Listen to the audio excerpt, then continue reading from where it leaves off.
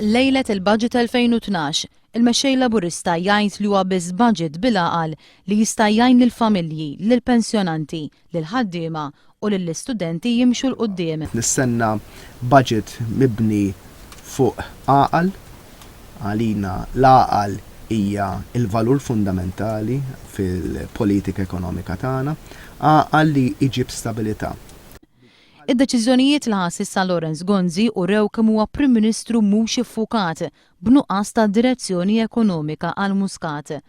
Meta kienet jirreferi għal lettra ta' twissija tal-Kummissjoni Ewropea għad deficit eċċessiv li għandu pajjiżna, il-mexxej Laburista qal li Gvern Laburista kien ikun onest mal-poplu dwar is-sitwazzjoni ekonomika ta' pajjiżna. U l-ekonomija l rridu naħħula xkil sabiex tikber. U l-ikbar xkil biex qed tikber bħalissa l-ekonomija huwa l-Gvern stess. Qal li l-kontijiet tad-dawl u l-ilma huma l-ikbar mażra ma' tkabbir ekonomiku ta' pajjiżna. Għalhekk li Gvern Laburista joħroġ b'soluzzjonijiet realistiċi u sostenibbli li jraħsu l-kontijiet imposti fuq il-poplu.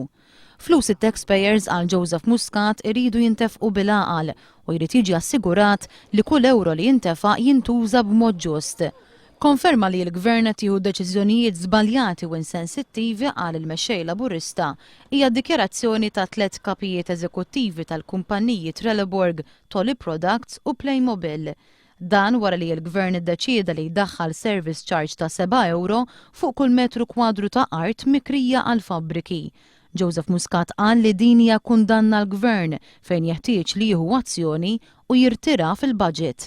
Li jkollok 3 CEOs ta' 3 mill-ikbar employers ta' Malta illi jagħmlu dikjarazzjoni bħal din konġunta f'pajjiżi oħra dan kienet it would send ripples. U żgur li l-Gvern għandu għalfejn jinkwieta, ma mhux jinkwieta biss li jieħu azzjoni. Tkellem dwar il-lif tal-maternità fejn wera t-tama tiegħu li l-Gvern jagħmel U-turn u jgħid li l-lif ser jiżdied. Qal li jekk jiġri dan, il-Partit Laburista jkun minn ta' quddiem li jgħid li dan kien pass fid-direzzjoni tajba.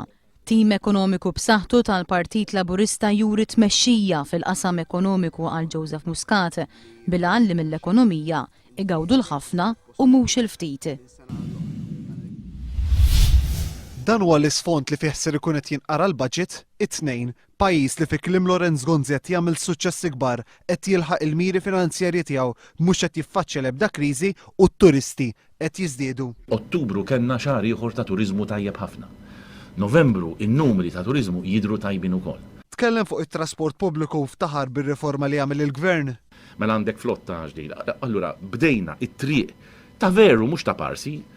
Ma min jaħseb li aħna meta aħna l-politiċi noqogħdu noħolmu biss. Mhux ħolm da, għamilna bidla. Bidla li wara li daħlet fis-seħħ ġiet segwita minn 5 bidliet oħra biex issa Lawrence Gonzi kellu jaħtar task force immexxi minnu ħalli jerġa' jibda jiddiskuti lil tal-linja. Kenna l-ewwel laqgħa ma ħadniex tul ta' żmien siegħa kollox. Lawrence Gonzi qal li kien kostrett jaħtar dan it-task force għaliex il-Gvern kien min għalih li s-sistema ser taħdem fuq ir-rubini. Ġifieri aħna min għalina li dis-sistema se taħdem fuq ir-rubini u ma ħadniex fuq ir-rubini, kellha difetti kbar. Irrefera l-Air Malta wara li aktar kmieni din il-ġimgħa l-kumpanija għeddet lil ħaddiema li ser tkeċċihom jekk ser jibqgħu ma jaċċettawx l-iskemi offruti lilhom.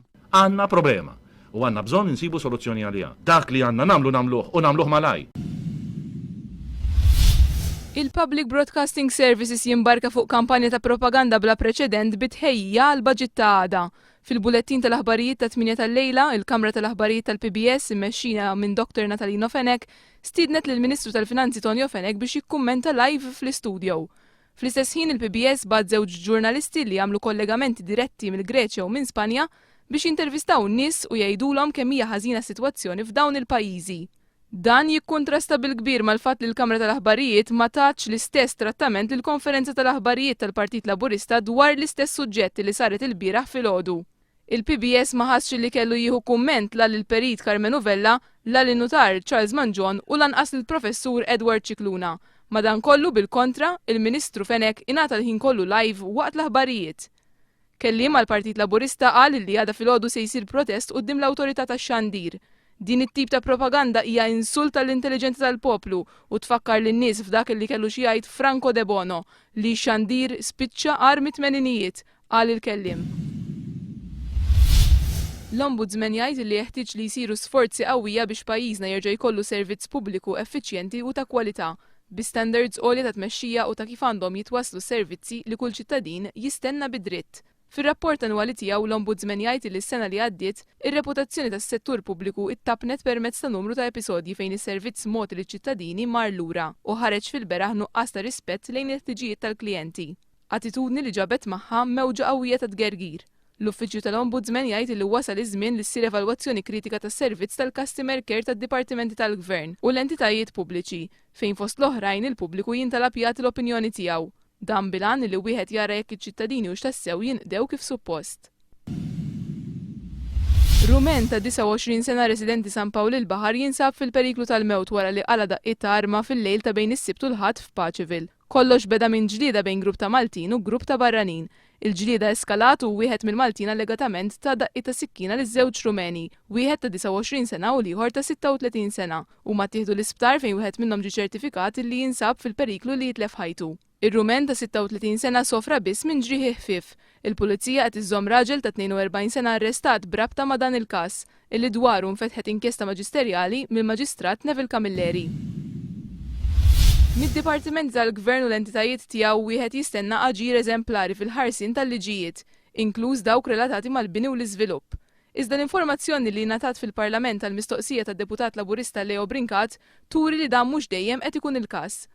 B'kollox fl-aħħar snin ħarġu 59 ordni ta' nfurzar fuq dipartimenti tal-Gvern jew entitajiet governattivi.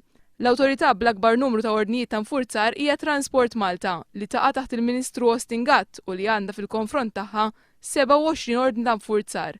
Issegwi hemm il-Korporazzjoni Ene Malta li għaddiet minn taħt idejn il-Ministru Austin Gatt għal dawk ta' Tonio Fenek. Fost l-entitajiet l-oħra li għandhom ordnijiet ta' nfurzar fuqhom hemm il-Ministeru għal Għawdex, il-Ministeru għall-Affarijiet Barranin u anke il-Ministeru għal-Riżorsi u l-Affarijiet Rurali.